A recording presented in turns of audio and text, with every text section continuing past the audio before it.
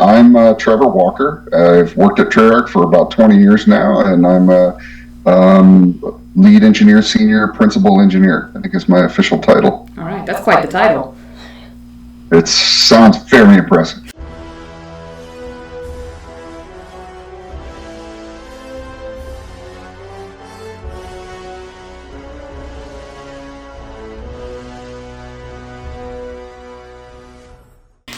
Okay, this is Bryce. This is Caden. That's Georgia over there, and this is Christian.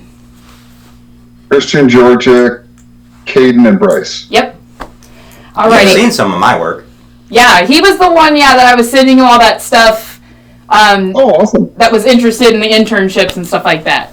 Oh, awesome. Yeah. Awesome. Okay, so I figured, the name of our podcast is Scripted Chaos. And we just put out a couple of Star Wars episodes, and I told them that it'd be really cool if we could have you on, and they could ask you questions. I figured I would let them kind of take the reins, because no offense, but I don't really play Call of Duty. It's okay, yeah, it's all right. I'm terrible with shooting games, so. Yeah, I honestly, I don't play all that much myself. I mostly just, work on the code. Right. So, which actually, that's probably... that's reserved for other people. Do what? I'm sorry. I said playing is reserved for other people. I just work. Right. Yeah, playing is reserved for QA and the actual people who play the game. Right. That was one of my first questions is that we were going to ask you is what exactly do you do? What is your job? Well, I'm what is my official title? Senior principal engineer. Oh. So what I do, and I've been with Treyarch for about 20 years now. And what I do is I write and solve the game code. So everything from, the stuff I do. So you work on the main game loop? I work on any piece of code that needs to be working, that needs work. Right. And over the course of my 20 years, I've worked on everything from specific gameplay sort of experiences all the way to low level stuff that people are aware of but don't really perceive as such, the ballistic system that we wrote in the blackout game mode in Call of Duty 4. That was something that I did, right? But so you're aware of it, you play with it constantly, but it's also something that is just computational. Yeah, kind of like the smoke simulations in Counter-Strike 2. What Valve did there. Right. You got the idea. So, I've always struggled with explaining what I do to people because a lot of it is stuff that they just don't perceive. So it's I always use this movie camera analogy, which is I don't make the film, I make the camera. All right. So that way the director and the rest of the people can make the film and make the game, right? And that's that's a little too black and white because I do participate in game design and do all those things, but it makes it maybe my role a little more clear. Yeah, all right. Caden has some pre-existing questions, so I'll let him have the floor first because he's been thinking about it. All right, so first one, from very early, showcase vertical slice to post-launch patches, about how many hours would you say that you put into development, for a single project? You mean across me personally or across you personally? Let's just assume I work an average 40-hour week for 2 years between cycles. So what is that? About 4,000 hours, if my math is not terrible. Wow. Maybe it is terrible. So I work full time for 2 years on the game, and we don't start from scratch. Obviously, I think everybody's aware of it at this point in time. We start with the last version of the game engine, and so there's ongoing things. There's new things that we want to do for the game to satisfy feature requests and further development. There's things we want to do that are just simply technical, hey, we can reduce the memory cost or improve the efficiency or do other things like that. And then there's things that are just kind of left over from the last game.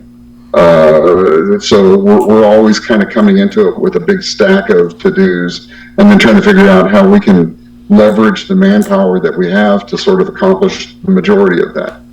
You see that a lot. You see that a lot with indie games that build on top of each other. Like, one example that I can think of is Five Nights at Freddy's. You can find a lot of things left over from the previous games in the next game's files. Sure. Save, for instance, like Pizzeria Simulator. I'm pretty sure that was built from the ground up, not using any pre-existing code. Yeah. But for FNAF 3, you can see the puppet. Of course it's using pre-existing code.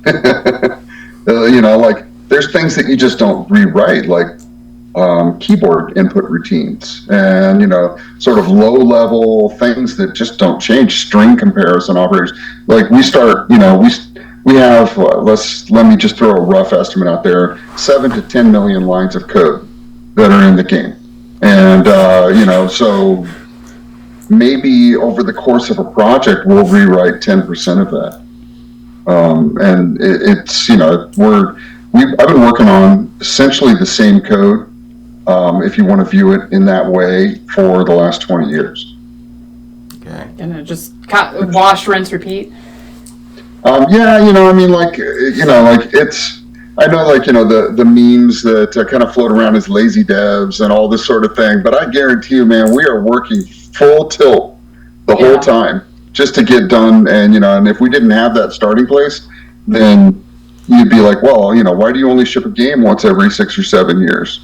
So if we had to rewrite all that stuff every time.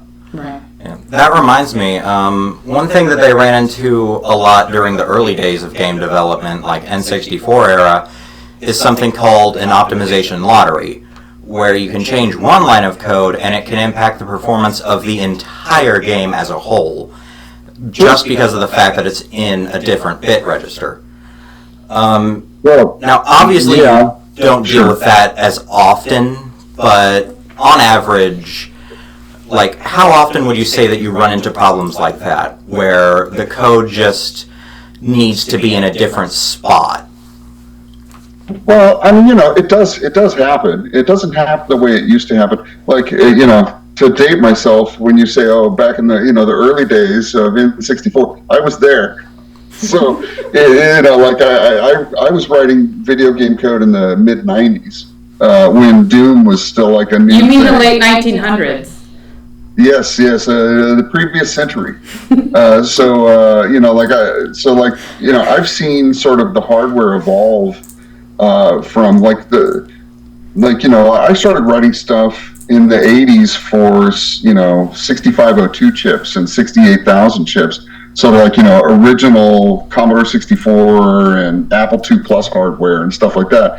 So I've seen it come a really long way, and every generation of hardware has its own sort of hang-ups, right? Like the Pentium chips, they had 2 execution pipelines, but in order to sort of maximize the performance, you had to literally interleave instructions from 2 different pipes, so that way they could execute efficiently simultaneously. That's like how you don't want to have code going from the CPU to the GPU and back and forth too often.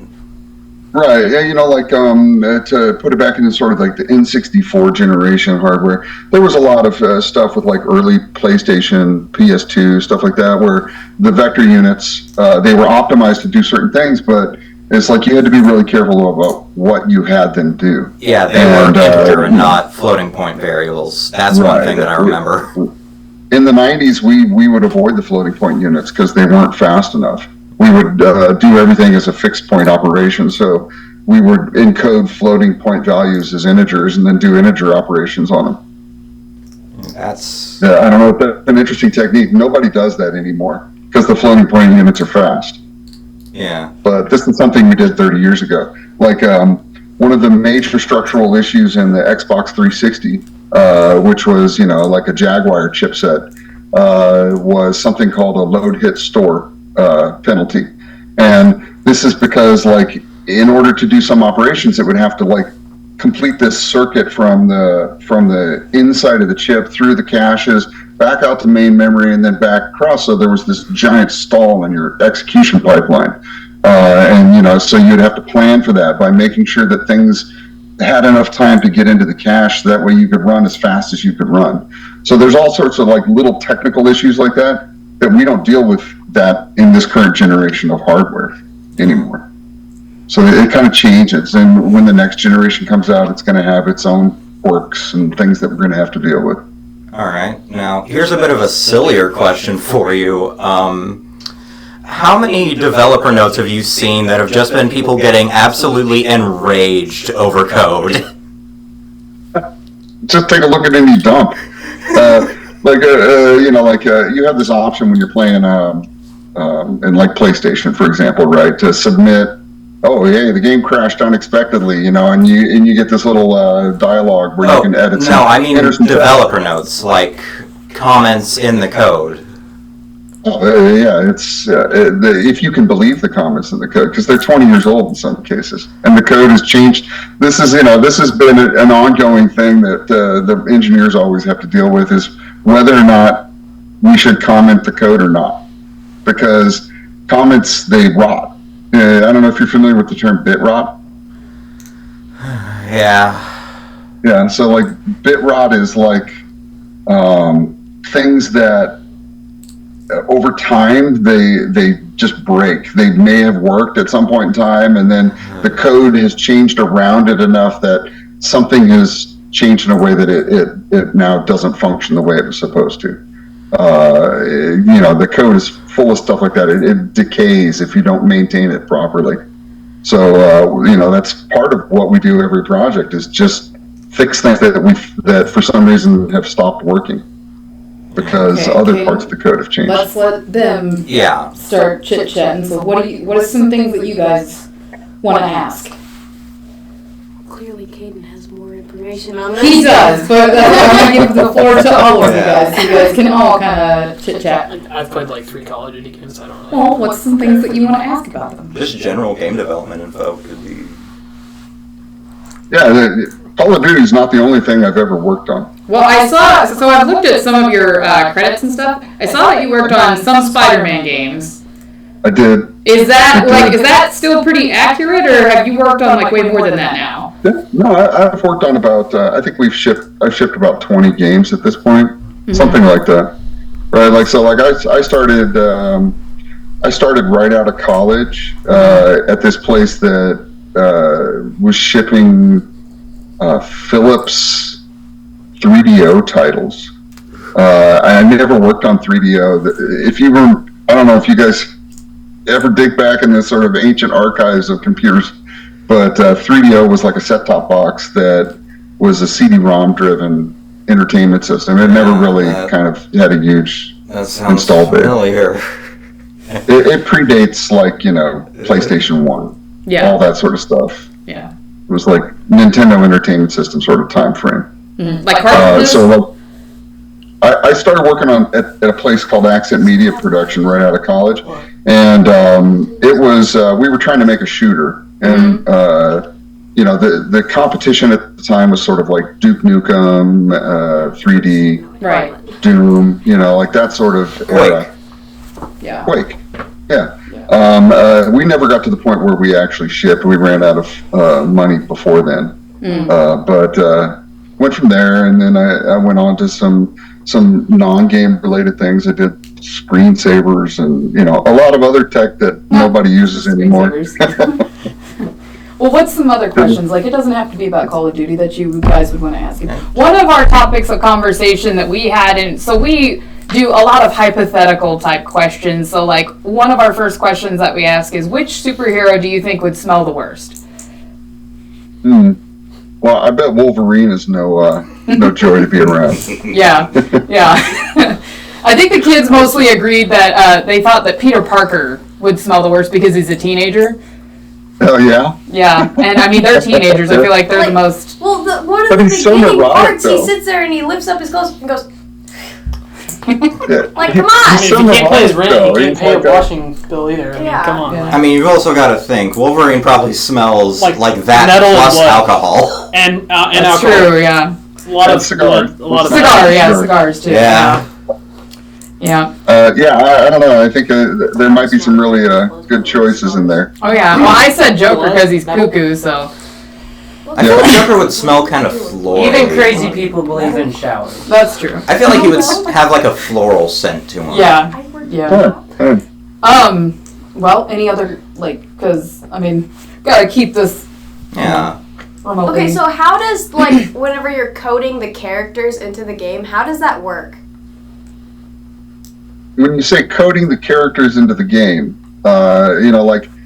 as far as the game engine is concerned, we actually try to be super generic. And, there's nothing about, a particular character that we write directly into the code.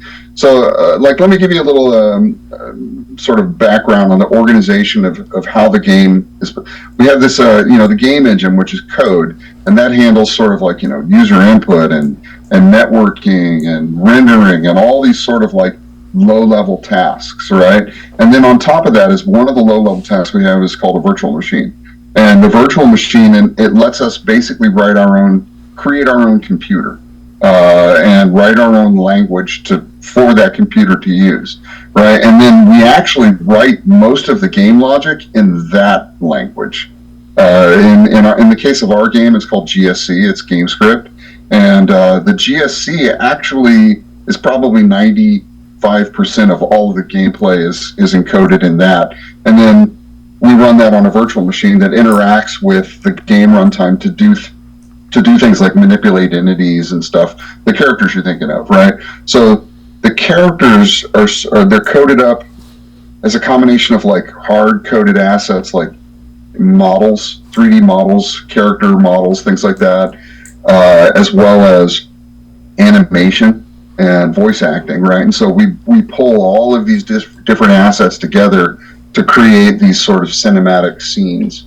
And that's what the game engine does, is it sort of manages and plays all of those inputs. And then the inputs themselves are sort of just driven by the game script. So that way it ends up being something that we can tackle at a very high level. We want to abstract out all this complexity because, we have a lot of engineers on the team. We had, I'll go back to the old days though, when a lot of these sort of thoughts and designs were laid out, right? If we had 10 programmers on the team in 2005, that was a pretty good sized team. I've shipped games where there were 2 programmers on the team. And so you had to write all the game logic, you had to write all of the tooling, right? So, because these art packages like Maya or Blender or whatever that you're doing your 3D modeling in, they support a certain output format, and then you have to get it into your game engine so that way it can understand that format. And typically we don't load Maya files, we load something that is custom to our engine. Yeah, like FBX or say, I don't know. Every game engine does this. You basically convert. So in the case of our engine, we actually, all of our assets are memory ready. And what that means is that we take this input and then we massage it into a way so that way for the target platform, let's say PC or PlayStation or whatever Xbox, we load that thing directly into memory so that way it's as fast as it can possibly be. And we don't have a lot of changing up or fixing up or anything to do. It's pretty much drop it in memory and go. Yeah, you tell them to go straight to RAM. Right, and so that for us, that's as fast as we can do it. But as I mentioned, the generations of hardware, they change, right? And so it's the sum of the problems we were solving 30 years ago that this was a great solution for, maybe it's not the best solution with hardware that's come out in the last 5 years. For example, one thing that I was going to ask you about with large amount of objects, physics simulation, cloth simulation, liquid simulation, all of that is, to my knowledge, typically ran best on the GPU because it's a repetitive task that typically takes each frame to be done. With things like that would be a moment where instead of loading it to RAM, you would put it on the GPU, right? It just depends. There's a lot of things you can do with the GPU, but as you point out, the power of the GPU is the ability to do these simple arithmetic operations massively parallel ways, right? So it's not going to be like, okay, I want to run this discrete physics object. It's more like, okay, I want to run every physics object in the world simultaneously, right? And that's where you get your performance from. Modern CPUs are crazy fast. I got a question for you. Have you guys, in your newer games, have you used any motion capture or worked with motion capture? Oh, endlessly, constantly, and in pretty much every game I've ever worked on, except in the '90s, we did a lot of hand-keyed animation. Yeah. Would you say it's easier to do? Not done so much anymore. To what? What do you say? I mean, I go with back you to saying that asking if motion capture is easier to do. Me as an animator, I just got so physically pained because I have worked with raw motion capture worked with raw motion capture before, and getting it game ready with the model is such a pain. You have a lot of we have our own motion capture studio. Yeah. Right. So we get the actors out there, we put them all in their jumpsuits with their covered in ping pong balls and cameras, and we have I haven't touched animation data in probably 10 years, but there's have you got to meet anybody cool through that? Like, have you got to meet any of Oh, I don't get to meet anybody. They put me in a dark room and I just work on code. They just lock you. They lock you in the basement for a week straight. No food, no water. Right. Go, code monkey. They're not known for their social skills, and so they like to isolate us as much as possible. Right. Do you guys have? Zombies. Did you work on that? Of course. Told you guys. That's not the surprise one. So I have a few questions about zombies. My first one is... He's cracking his knuckles for in this. VO6, why is there no official 1911? I know there's the GS45, but I want to see the 1911. I wish I had an answer for that. I don't get to participate in those meetings anymore. The team is now too big. So it's compartmentalized and design pretty much comes up with those decisions on their own. Back in the day when there were 50 people on the team, I was there when we created Zombies, and when we had that first prototype level, if you remember that one, it was 4 rooms and 1 door, I think, maybe 2 doors, but we just knew there were a couple guys in the team that were hey, those Japanese guys, when they come out of the fire from the napalm on the beach strike, because this was a World War II game, man, they look like zombies marching around out there. Hey, but we can recycle those assets and use them for something completely different. And then because we're writing everything in GameScript, right, we don't have to modify the game engine at all. We just create a different script that sort of deals with the assets in a different way. And ta-da, there you got Zombies, right? And we started playing that one within the house just to see if it was something we even wanted to ship. And everyone was having so much fun. We're like, okay, we have to ship I think this. It did good. Which is, you see, the way we shipped it though, we kind of hit it, right? It wasn't even there until after the final credits. So you played through the single player game, and if you watched the entire credits, then it would start the Zombies prototype, and people were like, what the heck is going on? My World War II game has zombies in it. Yeah. And then it became so popular, it eventually started taking over, became one of the main pillars of the game, right? It's, if you kind of look at the effort required to make we have basically 3 basic pillars, right? Single player, multiplayer, and zombies. And now this sort of battle royale is sort of an important part of that as well. But the amount of effort required to sort of make each of those pieces of the game it's more or less the same. Single player takes a lot of effort, but it gets the smallest time commitment from end users. And multiplayer used to be sort of everything, but zombies is about the same size as multiplayer now, as far as the number of players, contiguous players. We typically run anywhere from 1 million to about 4 million simultaneous players on the game worldwide at any given point in time. One question that I have that kind of a little bit more serious, but also not much. Okay. How much do curators like IGN, Steam reviewers, how much impact do they have on the development cycle? I mean, back in the day, reviews were everything, right? Because people actually made purchasing decisions based on reviews. But I got to tell you, man, in the near recent future, the last say five years or so, the relevancy of reviewers, I think, has declined significantly. Everybody's a critic. It would be and it's actually also really because interesting. people make bad reviews for no reason. One review I saw, it was a down vote on Steam because they didn't like the fact that BO6 was a part of the Call of Duty HUD, saying it's not its own game anymore. Yeah.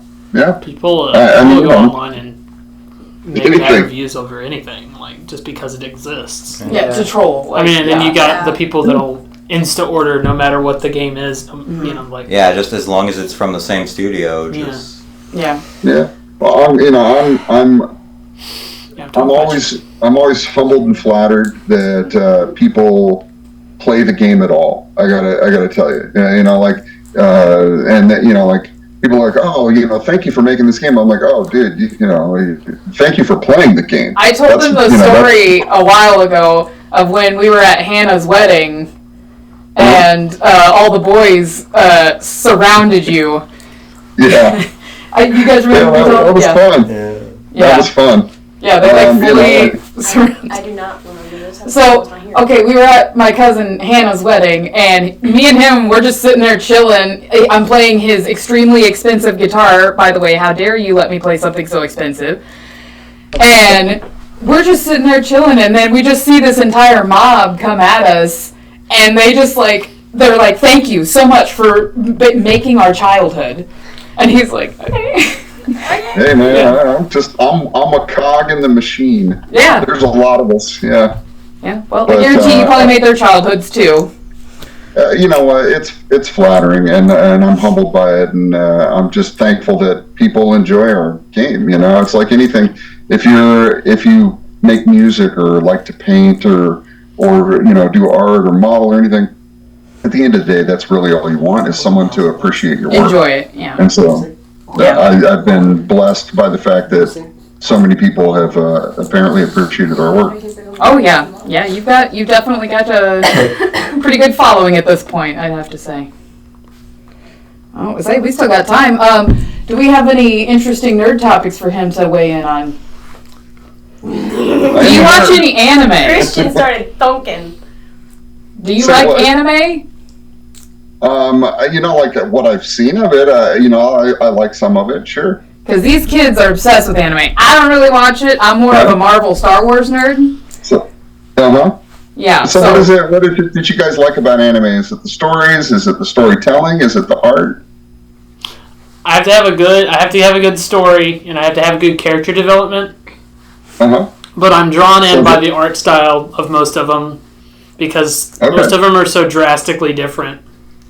Yeah. For me, for me, anime dates back to the first thing I saw was Akira.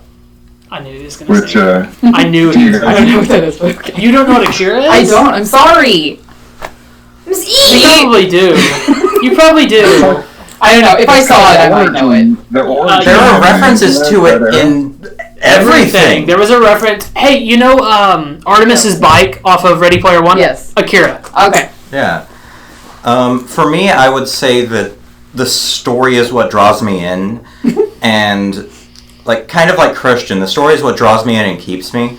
The animation, though, if the animation is technically skilled enough to where it just inspires me, JoJo's. That's when I get really into it and start making fan content for it. Okay. All right. Yeah, like a Cowboy Bebop. There's things that I've watched recently. One Piece I never really got into. Dang it! You just killed these two. I'm sorry. It's just me, It's just, it's all subjective. Okay, he didn't diss on it, so we gotta give him something. Yeah. That's true. He knows more about it already than I do. Yeah, he knows the name of it. Yeah, he at least knows it. I will say also, kind of from roughly your childhood, maybe towards the end of your childhood, Christian is a huge Transformers fan. All right. Yeah. So, yeah. Peter Cullen, that voice, let me tell you. Frank Walker. Yeah. All right. One more question. I don't know if this will be the last one or not. We might just edit it to be the last one. Any words for aspiring indie developers out there wanting to get started but not knowing how? You. Well, this is always the question that's asked. Is like, how do I get into this industry, right? And like,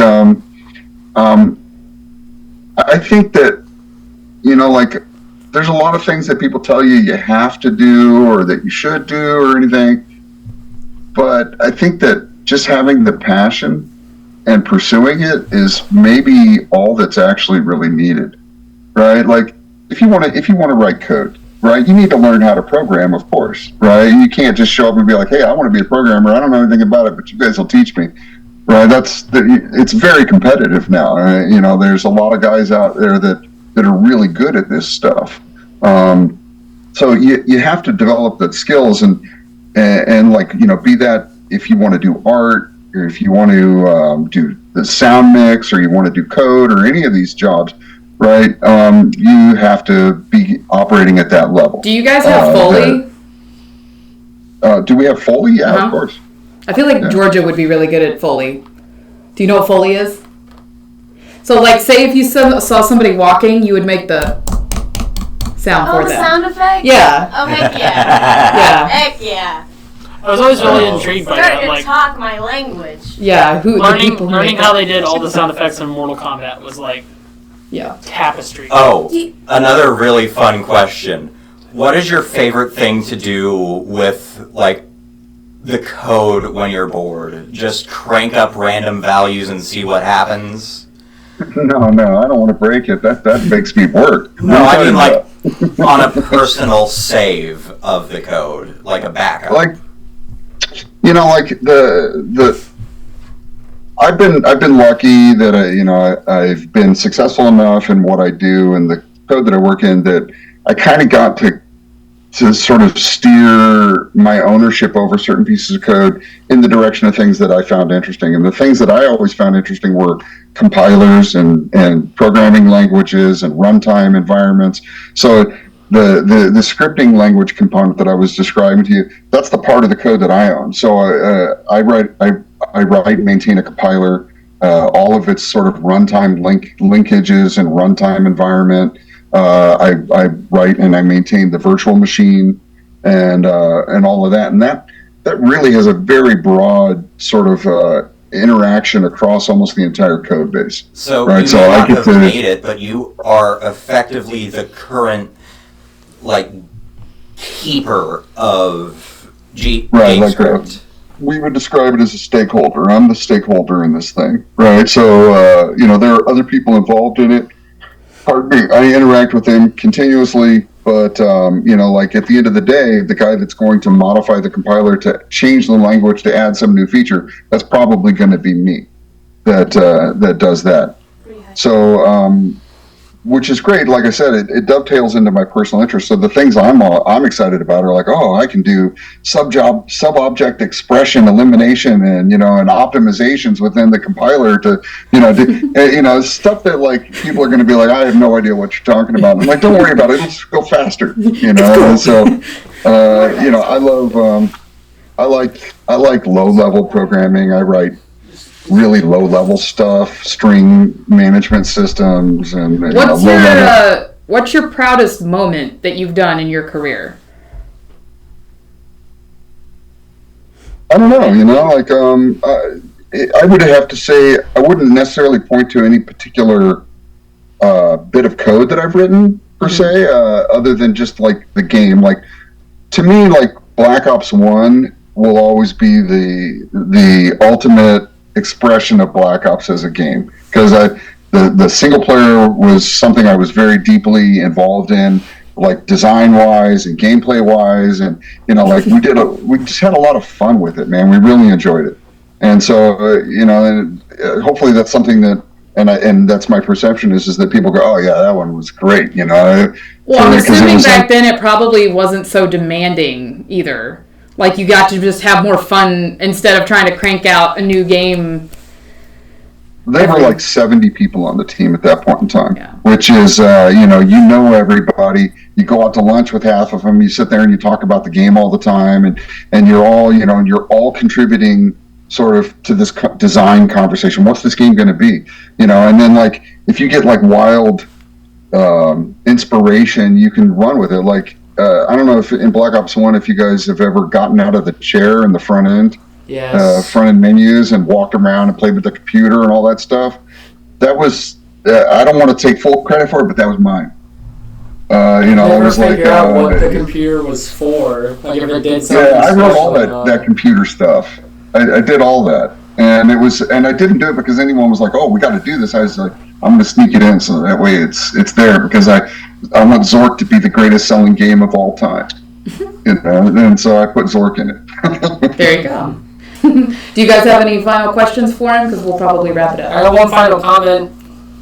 Yeah. I love the fan art and like everything in the background, the posters and the pictures you have around the walls. Oh no, man! This isn't fan art. This is like concept art. That's what I meant, but these are all posters from shipping games. So, like, one of the things that we do and like to do is sign each other's posters. That we have like really cool memorabilia. Yeah. And so, like, let's see if I can flip the camera around so that I can see what the hell's going on. So, like, this is Black Ops 4 signed poster. Call of Duty 3. So this was the first Call of Duty I ever worked on. Black Ops 2.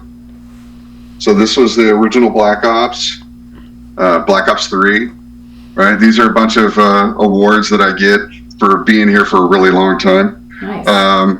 This is like one of the first games I ever shipped was at Delta Force game over at Nova Logic. Tony Hawk, a bunch of zombie stuff. There's Black Ops. Wait a minute, is that an actual Tony Hawk like skate? Like, did he? No, this is signed by all the game people, and then like this was something that like instead of a poster they gave out a deck because hey, it's Tony Hawk. Right. Yeah. That's pretty cool. You just kind of collect this stuff as time goes on. Like if you remember the Extreme editions, right? The little RCXD and refrigerators and all sorts of stuff. This was a trophy that we made just to have fun because we had the food truck showing up and we were like, we'll have a challenge to see who can eat the most tacos. So we got the taco trophy. So you won? No, I didn't win. But for some reason, this thing ended up in my office. I saw the Cold War poster. That was... Yeah. What, you like so, it's like, I like Cold War. Oh, he likes Cold War. That was one of the... In a ray gun. Ooh. Right? Like all the sort of Extreme Edition stuff that we ever shipped. I probably got it somewhere. Swag, like shirts and, and hats and everything else. I put it all in a giant storage bin so that way when I'm long gone, the kids can have it all and do what they will with it. Oh, yeah.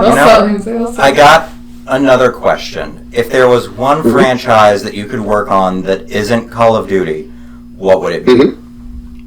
It's a good question. I don't know. I mean, like XCOM, Baldur's Gate. I like turn-based strategy.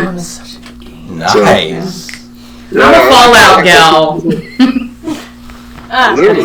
Like you commit to a project and it's fun and you learn a lot every single time you do it because every single time it's kind of its own unique thing. So you worked on Black Ops 2, right? Yes. So in one of their videos, they referenced you guys apparently blacklisting them because they'd make a glitch video and then you guys would have to go back in and fix it. No, The Vanos crew. The Vanos crew did this. Yeah, I mean, would we like violate would we kick someone out of the game because they made a video about the game? No. I'm